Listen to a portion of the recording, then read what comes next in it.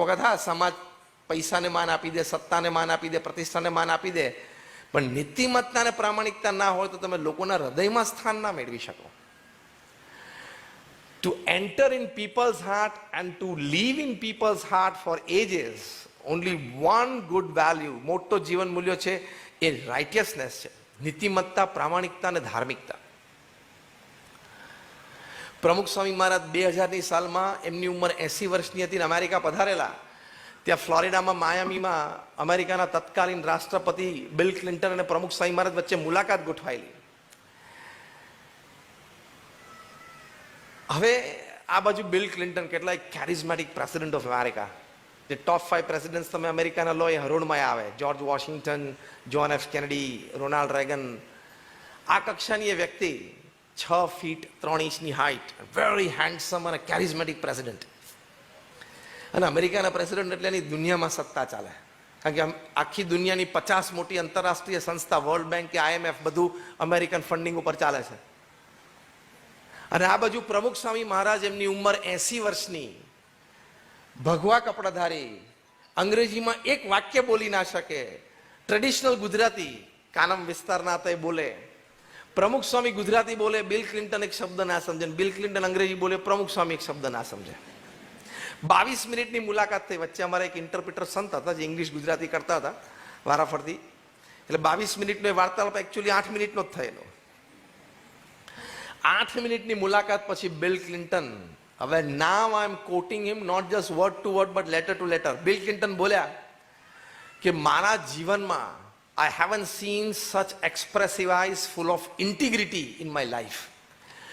મારા જીવનમાં પ્રમુખ સ્વામીની આંખો મેં આ જોઈ, આટલી પ્રભાવશાળી આંખો અને આટલી નીતિમય, પ્રામાણિકતા, બધાને સાથે લઈને ચાલ્યા છે, કોઈને ધક્કો મારીને આગળ ગયા નથી, આવી આંખો મેં ક્યારેય જોઈ નથી. એક તો અમેરિકાના પ્રેસિડેન્ટ કોઈ દિવસ કોઈનાથી ઇમ્પ્રેસ ના થાય, અને ભૂલથી ઇમ્પ્રેસ થાય તો બિગ અમેરિકા એક્સપ્રેસ ના થાય. આ તો ઇમ્પ્રેસ પણ થઈ ગયા ને એક્સપ્રેસ થઈ ગયા. અને પ્રમુખ સ્વામી મહારાજ તો છૂટા પડતી વખતે બિલ ક્લિન્ટન સાહેબનો હાથ પકડીને પ્રેમથી બોલ્યા કે સાહેબ, ગાંધીનગરમાં અમારું અક્ષરધામ સરસ છે, જોવા આવજો. અમારા ઇન્ટરપ્રિટર સંતે કીધું કે he is personally inviting you to come and visit our Akshardham at Gandhinagar. Bill Clinton તરત જ બોલ્યા કે when he is inviting I will come, અને આવ્યા. આ જીવન મૂલ્યોનો પ્રભાવ હોય છે. જીવન મૂલ્યોનો પ્રભાવ આ હોય છે. સી, તમારે બ્રેન્ડેડ બનવું પડે. ઇન શોર્ટ, જીવન મૂલ્યોથી તમારે બ્રેન્ડેડ બનવું પડે. કપડા, બૂટ, ચંપલ ને જ્વેલરી બ્રેન્ડેડ પહેરવાથી કાંઈ ના થાય. તમે ન પહેરો એવું નથી કહેતા, તમારે શોખ હોય, તમને પોસાતું હોય, તમે પહેરજો, એના ના નથી પાડતો, પણ એનાથી તમારી મહત્તા ના સમજતા. તમે બ્રેન્ડેડ થાવ એટલે પછી તમે જે પહેરો એ બધું બ્રેન્ડેડ જ હોય. નરેન્દ્ર મોદી સાહેબે સૂટ પહેર્યો, 4 કરોડ ને 31 લાખમાં વેચાણો. નરેન્દ્ર મોદી સાહેબે જે સૂટ પહેર્યો બ્રાન્ડેડ નહોતો, પણ એનું ઓક્શન થયું ત્યારે 4 કરોડ ને 31 લાખ. મહેન્દ્રસિંહ ધોનીએ સૂટ પહેર્યો ને એનું ઓક્શન થયું એક NGO માટે, તો 1 કરોડ ને 50 લાખ જેવી રકમ થઈ એની. મોદી સાહેબનો સૂટ 4 કરોડ 31 લાખ, ધોનીનો સૂટ 1 કરોડ ને 50 લાખ. અને આપણા બ્રાન્ડેડ કપડાં પહેર્યા હોય ને આપણે, અને બ્રાન્ડેડ કપડામાં 4 જીન્સ ને 2 ટી-શર્ટ ને 2 શર્ટ હોય ને, તો પણ બપોરે પેલા વેચવા વાળા આવે ને એમાંથી એક તગારું ને એક ટોલ ડોલ મળે.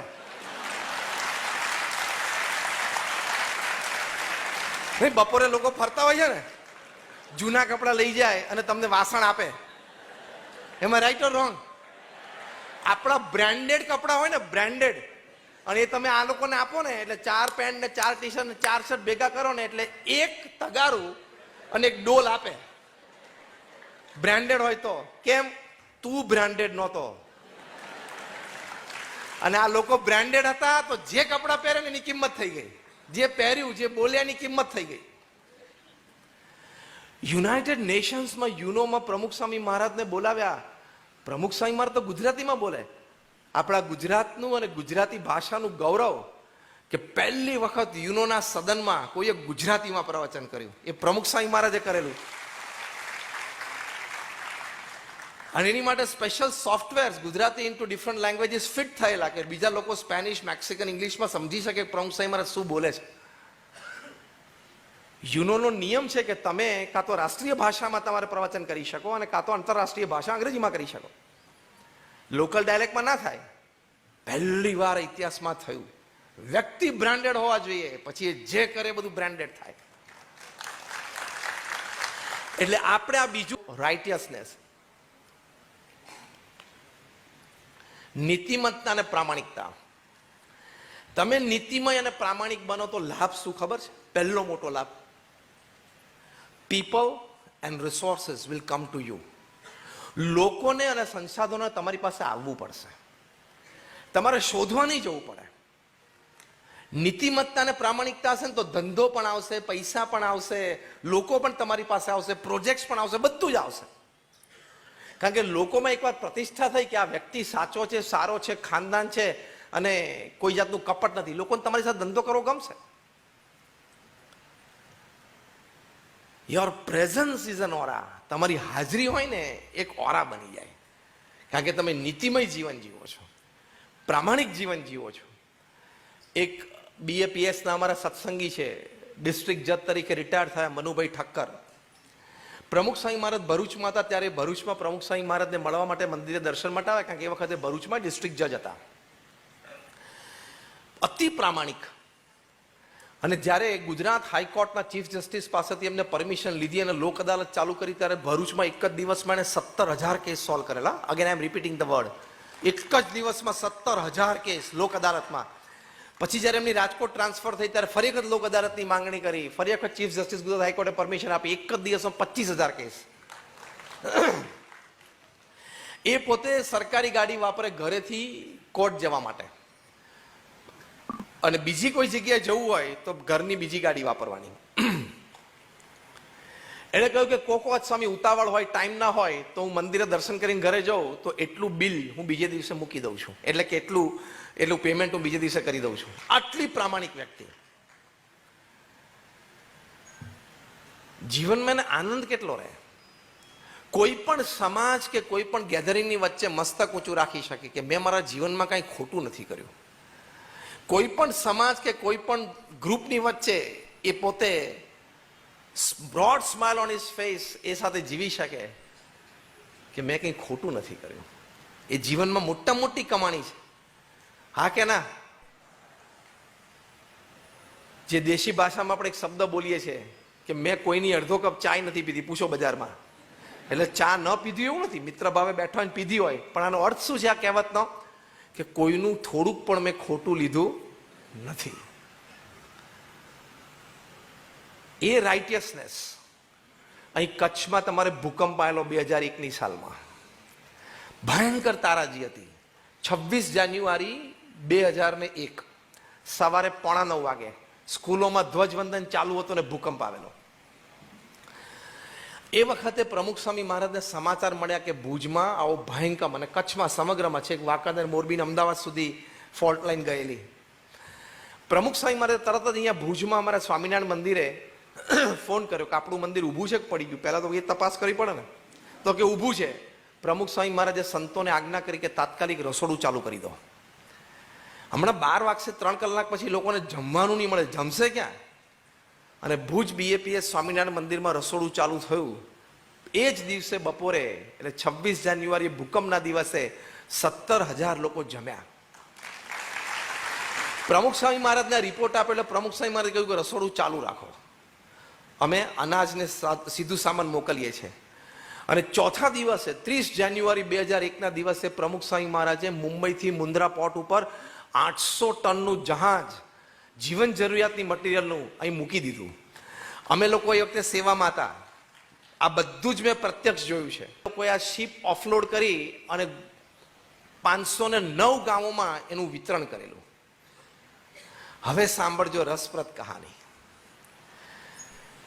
તે વખતે ઇઝરાયલ આર્મીની ડિઝાસ્ટર મેનેજમેન્ટ ટીમ ભુજમાં આવેલી, અને આપણે અહીંયા શાસ્ત્રી મેદાન છે ને ભુજમાં, જુબિલી મેદાન છે. એ જુબિલી મેદાનમાં એ લોકોએ મોબાઈલ ICU મૂકેલું.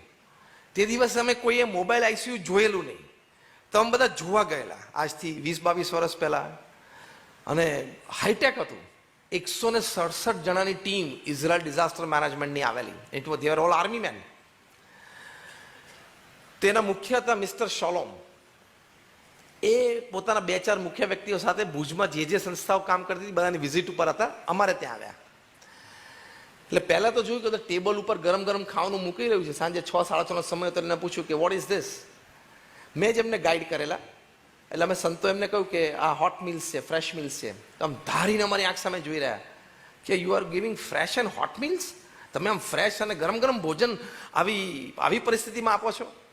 મેં કહું હા, મારા ગુરુની આજ્ઞા છે ને અમારા સ્વયંસેવકો સેવા કરે છે. અમારા ઘણા સ્વયંસેવક એવા છે કે જેના ઘર હજી દટાયેલા છે અને અંદર એના સ્વજનોનો મૃતદેહ છે, પણ એ સેવામાં અત્યારે જોડાઈ ગયા છે, કારણ કે ગુરુની આજ્ઞા છે. માણસના જીવનમાં રાઇટિયસનેસ હોય ને, કેવું કામ કરી શકે. ગાંધીજીના જીવનમાં રાઇટિયસનેસ હતી તો એમના એક આહવાન ઉપર 1942માં હિન્દ છોડો લોકો જેલો ભરી દીધી. માણસ બ્રાન્ડેડ હોવા જોઈએ ને. પછી મિસ્ટર શોલોમે એમને પૂછ્યું તમે શું બીજું કરો. એટલે અમે પેલી રિલીફ કિટ બતાવી. રિલીફ કિટ બતાવી તો કે કેન આઈ સી ઇનસાઇડ. એટલે મેં કીધું હા, ફીલ કમ્ફર્ટેબલ. એટલે અંદરથી એને બધું કાઢ્યું. રિલીફ કિટમાં તો નોર્મલ શું હોય, એક પરિવાર હોય, પતિ પત્ની અને 2 સંતાનો, દીકરા દીકરી 4 જણા માટે એક જોડી કપડાં હોય, એકાદ અઠવાડિયું ચાલે એટલું રાશન હોય. રાશન અને કપડાં આટલું જ હોય રિલીફ કિટમાં. તો અંદર એમને હાથ નાખી નાખીને કાઢ્યું તો એક નેલ કટર નીકળ્યું, ને એક કોમ્બ નીકળ્યો, ને એક હેર ઓઇલની બોટલ નીકળી. એટલે બહુ આશ્ચર્ય થયું કે વોટ ઇઝ ધીસ ઇનસાઇડ. એટલે અમે એમને કહ્યું કે અમારા ગુરુએ આખી રિલીફ કિટ સાંભળી. હવે એ વખતે પ્રમુખ સ્વામી મહારાજની ઉંમર 81 વર્ષની હતી. હા, અને રાત્રે 11 થી 12 10 મહિના સુધી રોજ એમણે ભુજ ભૂકંપનો BAPSની કાર્યવાહીનો રિપોર્ટ લીધો છે એટ ધ એજ ઓફ 81. પ્રમુખ સ્વામી મહારાજે આ કિટ જોઈ એટલે એમણે કહ્યું કે અહીંયા લોકોને ઘણા બધાને નખ વધી ગયા છે, કારણ કે અઠવાડિયું જેવું થયું, તમે જમવાની અનુકૂળતા નહીં આવે, આપણે એક નેલ કટર મૂકો. એટલે સંતોએ કીધું કે સ્વામી કોઈ દિવસ રિલીફ કિટમાં નેલ કટર હોય નહીં. મારા જેવા કોઈ કીધું સ્વામી અત્યારે તો બધા નેચરલ નેલ કટર વાપરી લેતા હોય.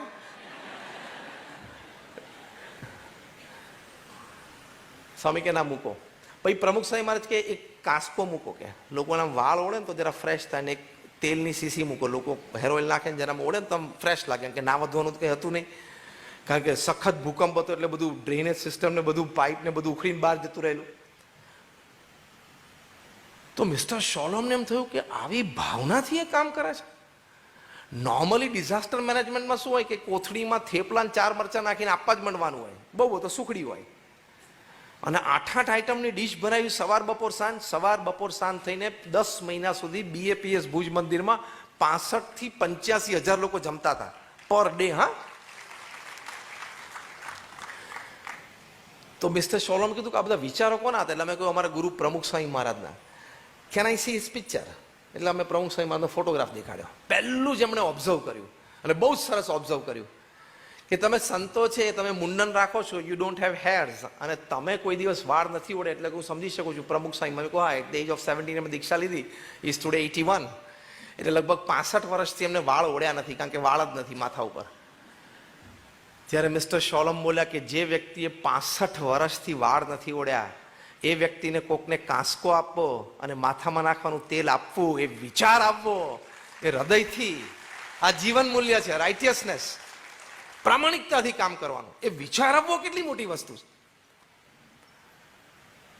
પછી આ લોકો તો પ્રોફેશનલ હોય, એકેડેમિકલી ક્વોલિફાઈડ. બીજો પ્રશ્ન પૂછ્યો, ફ્રોમ વિચ યુનિવર્સિટી પ્રમુખ સ્વામી has done his MBA. કઈ યુનિવર્સિટીથી પ્રમુખ સ્વામી MBA કર્યું. અમે કીધું એ 5 ધોરણ ભણેલા છે. ત્યારે મિસ્ટર શોલોમ એક સરસ વાક્ય બોલ્યા કે હું તમને લેટર ટુ લેટર કોટ કરું છું. મિસ્ટર શોલોમ બોલ્યા કે we after many brainstorming sessions for disaster management at the Israel army, we could not come to such things and he could actually give these things because we work from the head, he works from the heart. અમે બુદ્ધિથી કામ કરીએ છીએ અને એ હૃદયથી કામ કરે છે.